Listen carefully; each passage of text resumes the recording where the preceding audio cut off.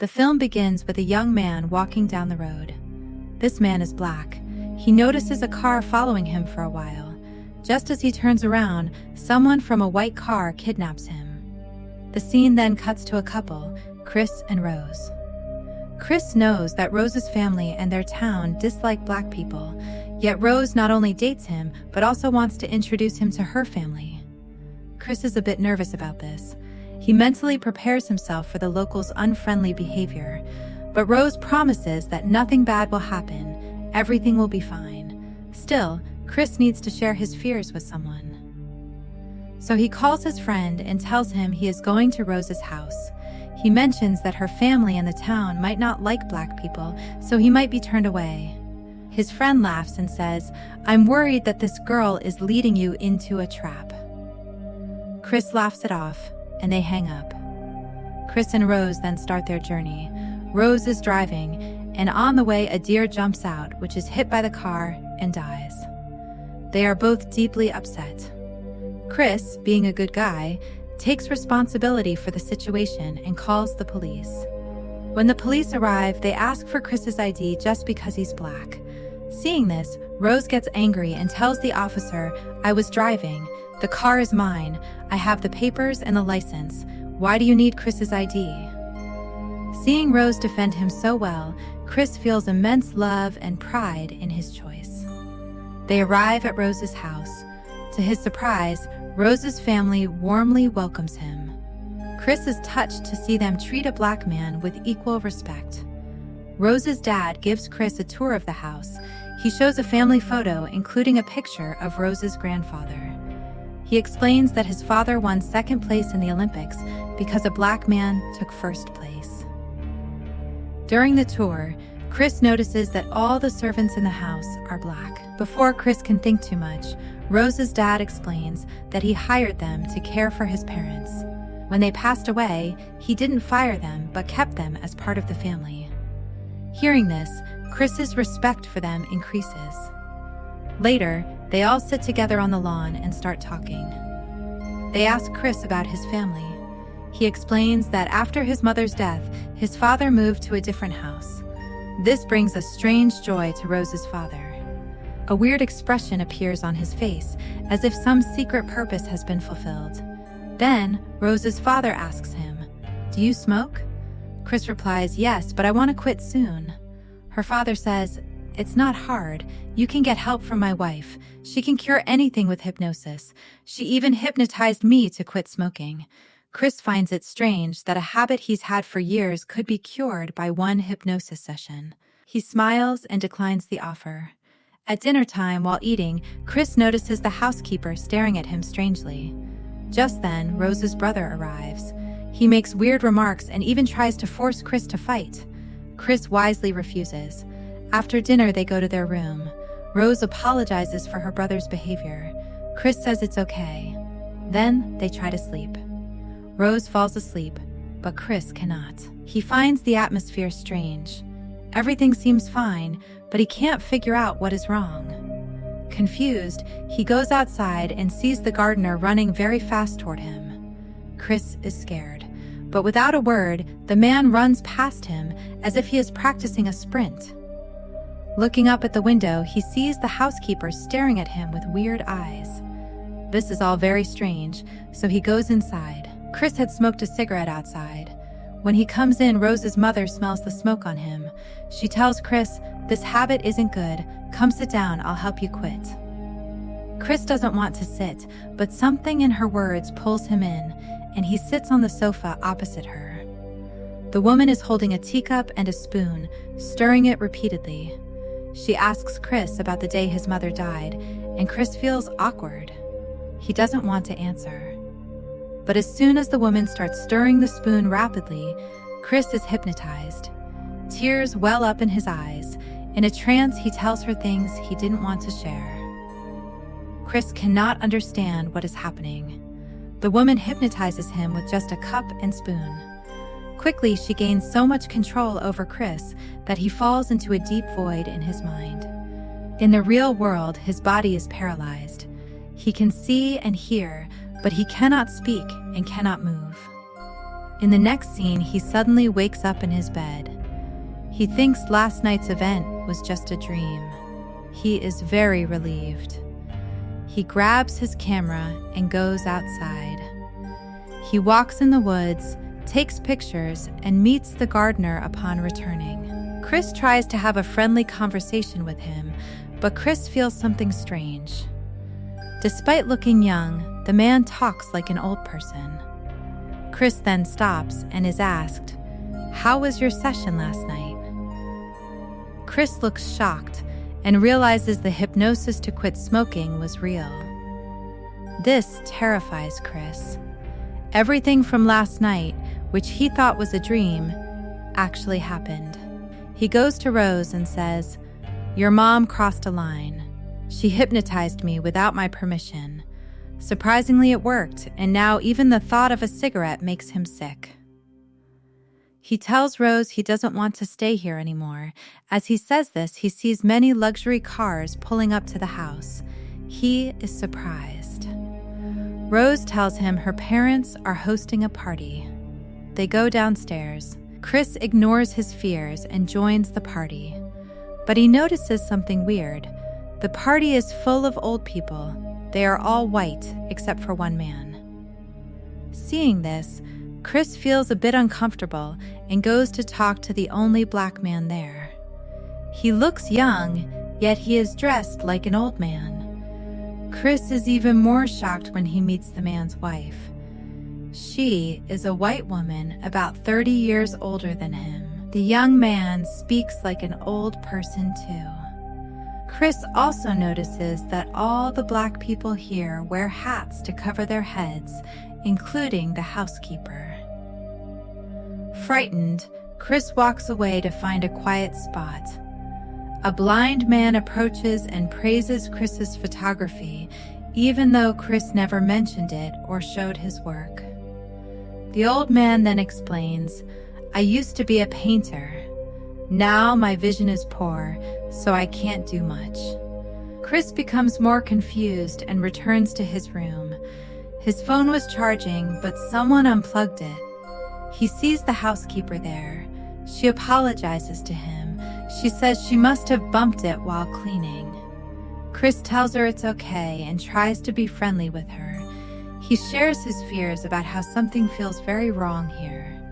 She smiles widely and tells him not to worry, saying this family is really nice. But strangely, huge tears roll down her face as she says this. Confused, Chris calls his friend and tells him everything is weird. He mentions the strange party filled with old white people, and he tells him about the hypnosis session. Hearing this, his friend immediately tells Chris to run away. He believes this family will hypnotize him and make him a slave. Chris then returns to the party where all the guests start talking about him. They discuss his body shape, treating him like a product, not a human. Chris feels very disturbed by this, and he sneaks a photo of the young black man to send to his friend. But his camera flash goes off, blinding the man. Suddenly, the man's nose bleeds. He snaps out of his trance and lunges at Chris. He shakes Chris, yelling at him to get out immediately. The guests quickly pull the man away and take him into a room. Chris waits alone outside. When they bring the man back out, he is completely normal again. He apologizes to Chris for his outburst. But Chris is fully terrified now. Rose's dad tells Chris not to worry. He claims the man just has a medical condition causing panic attacks from bright flashes. Chris goes to the lakeside, and Rose follows him. She tries to comfort him. He tells Rose, "I'm scared and I want to leave." Rose says, "Just wait a little longer. We will both leave together." Chris agrees to stay a bit longer. He trusts Rose because he wants to spend his life with her. They walk back to the house together. Meanwhile, Chris sends the photo of the young black man to his friend. Seeing the photo, his friend gets worried and calls Chris saying, "You are in grave danger. That man is not who they say he is. His real name is Andre, and he was reported missing 6 months ago. He is still missing." It turns out this is the same man who was kidnapped at the start of the movie. After hearing this, Chris decides to leave instantly. He starts packing his bags. Meanwhile, Rose enters the room. Chris asks her for the car keys. Rose says, "I don't have them on me, I'll find them." At this point, Rose acts nervous. She asks Chris, "Tell me what's wrong, why do we have to leave?" Chris replies, "Now is not the time. I will explain once we are out." Rose goes downstairs to look for the keys. Chris then notices a closet door slightly open. Looking inside, Chris finds a small box. Inside it are dozens of photos showing Rose with past boyfriends. All of them are black men. Rose had lied about Chris being her first black boyfriend. Every photo shows a black partner. Shockingly, among these pictures are photos of the gardener and the housekeeper. Chris realizes that Rose is working with her family in this sick trap. Now he knows he cannot trust Rose. He grabs his bag and runs downstairs to escape. But Rose's entire family is waiting for him downstairs, blocking the door. He yells at Rose, "Give me the car keys." Rose pretends to cry, "I can't find them." He tries to push past them. But then, Rose reveals her true colors. Her face goes cold and she pulls out the keys, refusing to give them to him. As he tries to run, Rose's brother attacks him. When Chris tries to fight back, Rose's mother uses her teacup and spoon to hypnotize him, instantly paralyzing his body. His mind falls into the dark void, and he passes out completely. After this, the family drags Chris down into the basement. Meanwhile, his friend has been calling Chris nonstop. He realizes Chris is in terrible danger. He goes to the police station and reports the missing black people, but the police just laugh at his story. The friend realizes that if he wants to help Chris, he has to do it himself. Meanwhile, Chris wakes up in the basement, strapped tightly to a chair. An old TV turns on, playing a video. It reveals that Rose's grandfather invented a twisted medical procedure. When he lost a running race to a black athlete, he became obsessed with black bodies, believing they were physically stronger and superior. Therefore, he created a surgery to give old white people a second life. They implant an old white person's brain into a healthy young black body. Chris is terrified by this sick truth. Before he can process it, the sound of the stirring teacup plays on the screen and Chris passes out. When he wakes up again, the TV shows a live video call. It is the blind man who bought Chris at the party auction. He explains that after the surgery, he will have complete control over Chris's body. First, they hypnotize him to trap his mind in the dark void. Chris's mind will be stuck as a passenger, watching his own body. Then, through surgery, the blind man's brain will be placed inside Chris's head, and he will take full control. Now Chris understands the evil plan. Rose is the bait. She seduces young black people and brings them home. Then her parents auction them off to their wealthy old friends. These old people pay top dollar for a new body to cure their aging and sickness. The original host's mind is pushed into the void forever. These old people pay top dollar for a new body to cure their aging and sickness. The original host's mind is pushed into the void forever, practically dead. In fact, this happened to the other black people at the house. That is why the housekeeper cried when she told Chris that the family was wonderful. The words she spoke came from Rose's grandmother's brain. But the real girl trapped inside wanted to tell Chris that he was in danger and to run away. Since she couldn't speak, her panic came out as tears.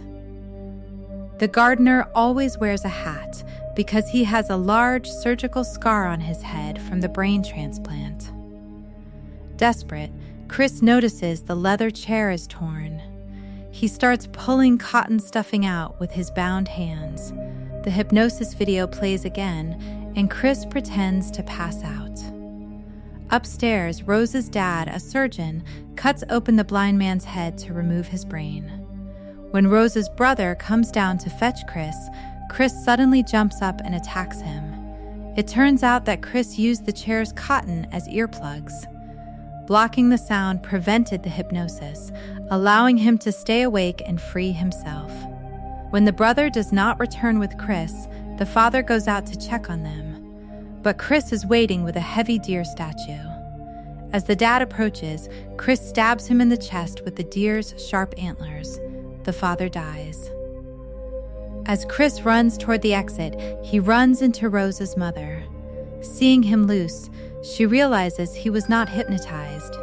She grabs her teacup to put him under again. She quickly stirs her tea. But before she can trap him, Chris lunges forward and knocks the cup out of her hand, shattering it. Without her teacup, her hypnosis magic is useless. To fight back, she grabs a nearby weapon and tries to attack Chris. But Chris overpowers her and she is killed in the struggle. Chris finally kills the mother. Meanwhile, the brother wakes up from the basement floor and attacks Chris again to stop him. But Chris fights back and defeats the brother, leaving him on the floor. He rushes out to escape. Upstairs, Rose sits in her room wearing headphones, casually looking online for her next black victim. Chris grabs the car keys and starts driving away. As he speeds off, the car hits the housekeeper in the dark. She is actually Rose's grandmother trapped in that body. Chris knows he should just keep driving, but seeing her lying on the road triggers a painful memory. His mother died in a hit-and-run accident when he was a child. He felt guilty because he did not call for help back then. To fix his past mistakes, Chris decides to stop and pull the woman into the car. Rose finally hears the noise and comes outside with a rifle. She spots Chris driving away. Inside the car, the grandmother suddenly attacks Chris, screaming, "You ruined my family." Her attack makes Chris lose control of the steering wheel. The car crashes violently into a tree. The grandmother dies in the crash, but Chris survives. He limps away from the wreck. Rose fires her rifle at him, but he manages to dodge the bullets. Then Rose calls out to the gardener, her grandfather. The old man's brain is controlling the young black man's body. Because the new body is fast, he easily catches up to Chris and tackles him, choking him. As Chris is about to pass out, he remembers the camera flash. He pulls out his phone and flashes the light. The bright flash breaks the hypnosis, waking up the real owner of the body. The young man regains control of himself and realizes what is happening. He knows an evil old man is trapped in his head and using his body. He stops hurting Chris and walks toward Rose. He pretends he is still the grandfather. He asks for her rifle, saying he wants to kill Chris himself. Rose hands him the gun, but he immediately shoots her in the stomach. Rose falls to the ground. Knowing the flash's effect is temporary, and the old man will soon take over his mind again, he makes a tragic choice to remain free. He points the gun to his own head and pulls the trigger, taking his own life. Chris slowly walks over to a bleeding Rose. She tries to grab the gun, but Chris kicks it away. Chris begins to choke her. Desperate to live, Rose smiles and claims she still loves him. But Chris knows she is pure evil. He ignores her lies and begins strangling her. At that moment, police lights flash, and Chris raises his hands in fear. He knows how it looks. A black man standing over a dying white woman. He expects the worst. But to his immense relief, the driver is not a regular cop. It is his friend who tracked him down to save him. He takes Chris and leaves. Chris survives, and Rose is left to die. The movie ends with his successful escape.